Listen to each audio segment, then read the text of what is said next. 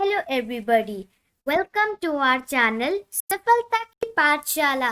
और इस वीडियो में हम लोग करने वाले हैं चैप्टर नंबर 15 डेटा हैंडलिंग। इसमें का introduction which is organisation of data. So first topic है व्हाट इज डाटा। डाटा होता क्या है? A collection of information in the form of numerical figures is called data.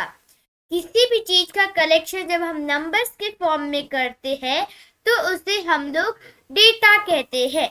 यहाँ है the table scoreboard of bowler boys playing cricket is shown at right. जैसे कि right side में आपको show भी किया हुआ है टेबल, जिसपे बॉलर्स के नेम दिए हुए, ओवर दिए हुए जितने उन्होंने बनाए हैं, मेडन ओवर दिए हुए हैं, रन्स गिवन दिए हुए हैं और विकेट टेकन भी दिए हुए हैं। तो अब ये जो हमने डाटा लिया है ये ऑर्गेनाइज्ड है, मतलब कि परफेक्टली हुआ हुआ है।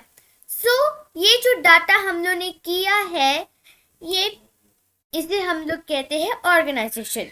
जैसे हमने टेबल में इसे ड्रॉ कर लिया है, but here is one problem कि जो डेटा है ये एक टॉपिक पे नहीं है, ये बहुत सारे टॉपिक पे है।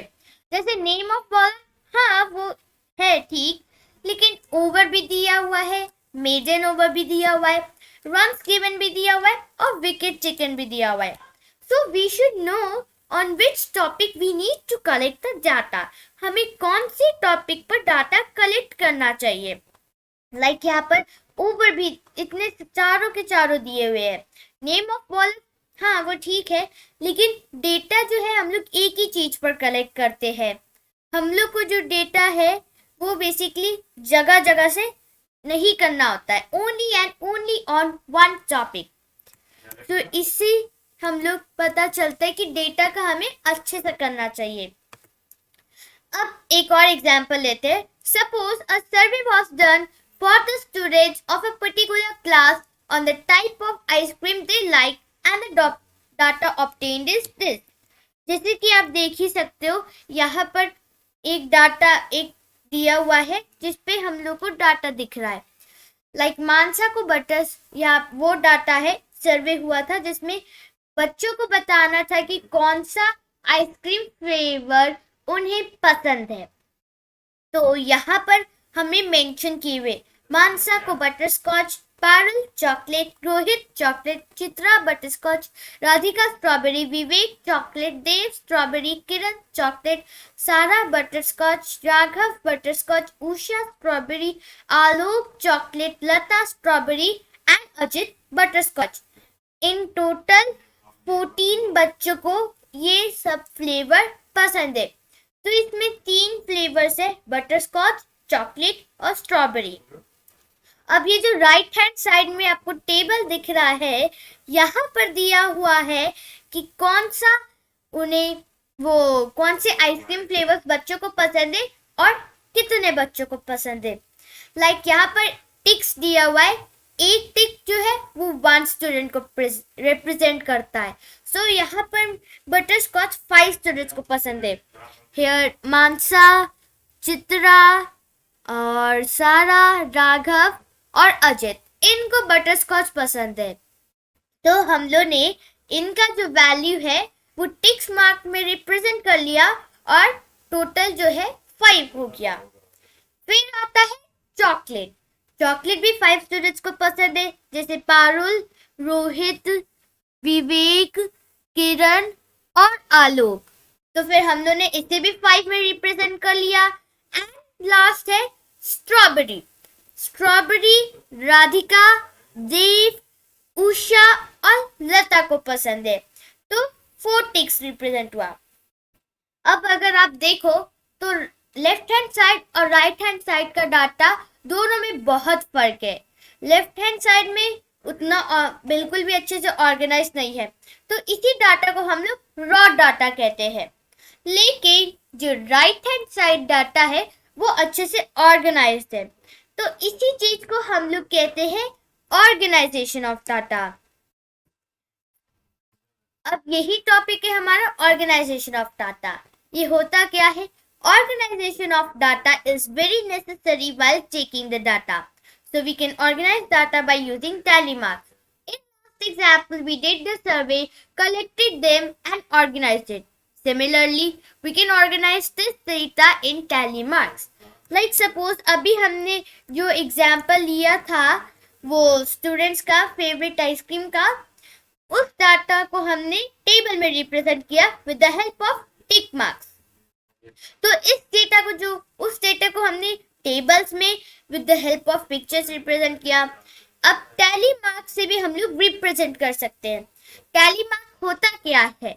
The method of making group of 5 is called tally mark. We can organise the survey data shown below.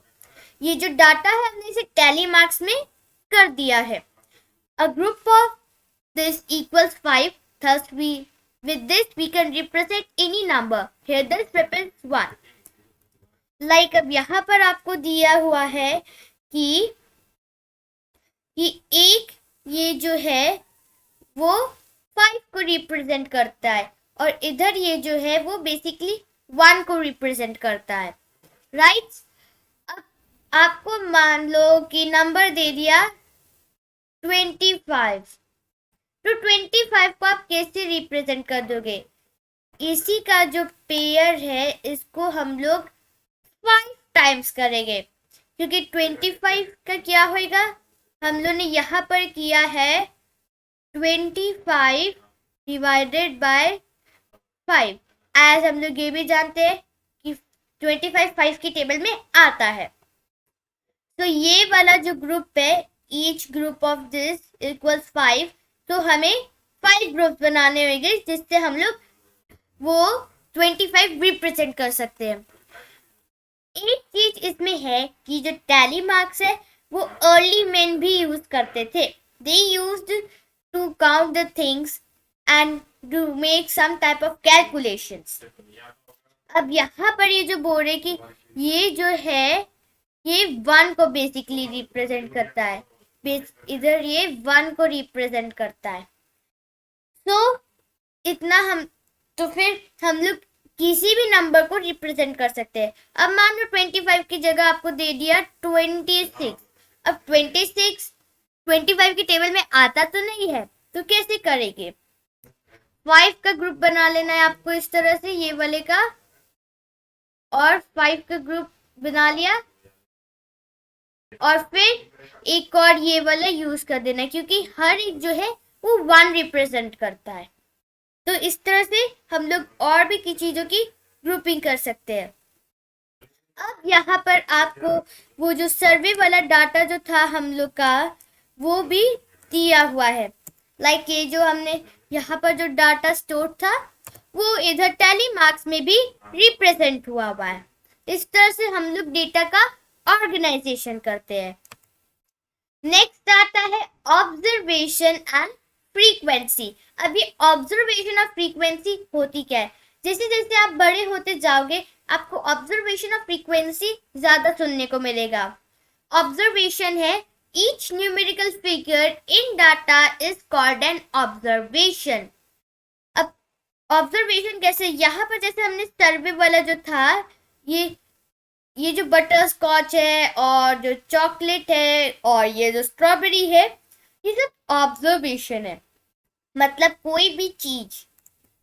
और यहाँ पर ये वाला भी ऑब्जर्वेशन है, ये भी, ये तीनों के तीनों ऑब्जर्वेशन. ये जो वो जो आइसक्रीम के फ्लेवर्स दिए हुए हैं ना ये सब ऑब्जर्वेशन है. ओके. फिर आता है frequency. The number of times an observation occurs is called frequency. अब ये जो बटर स्कॉच है ये कितने बच्चों को पसंद है? 5 स्टूडेंट्स को पसंद है, तो 5 हो जाएगा फ्रीक्वेंसी. 5 हो जाएगा frequency.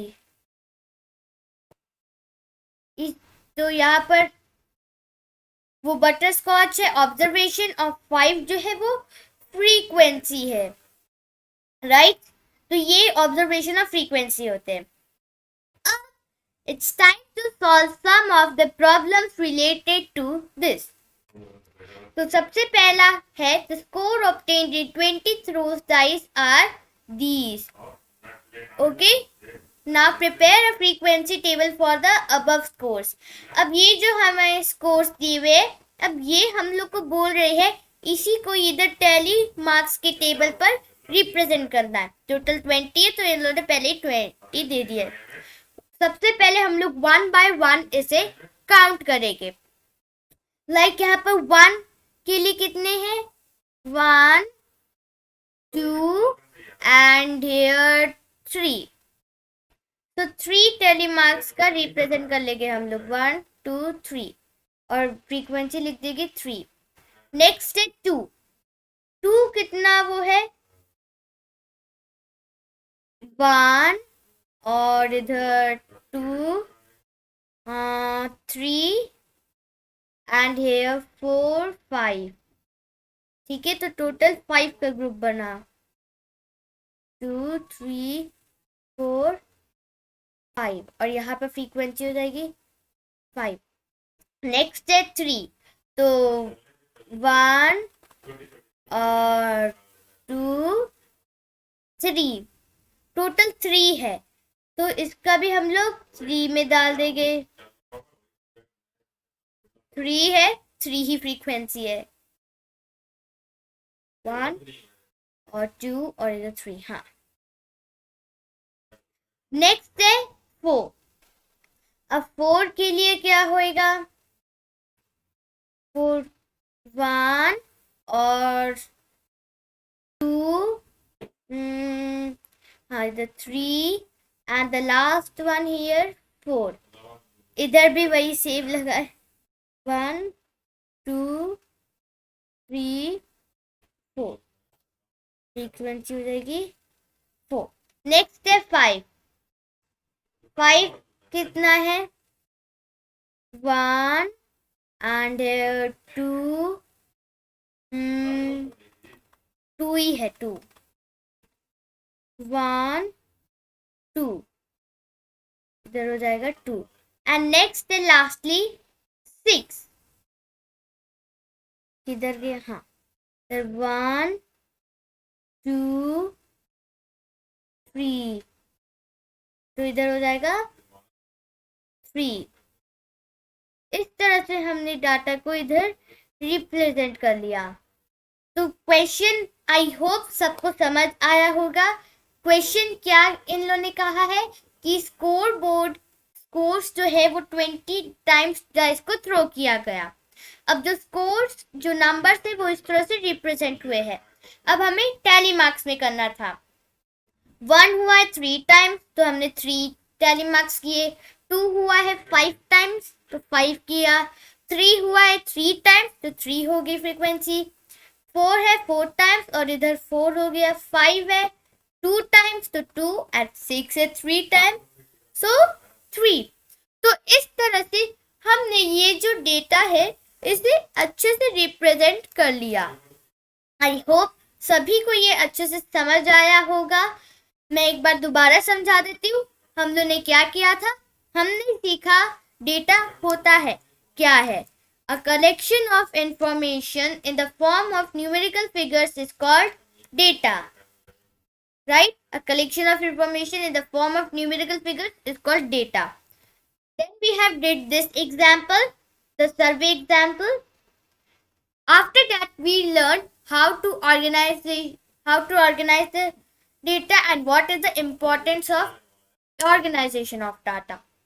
The first method of organization of data is tally marks. Then we learned what is observation and frequency. Observation is each numerical figure in data is called an observation, and frequency means the number of times an observation occurs is called frequency.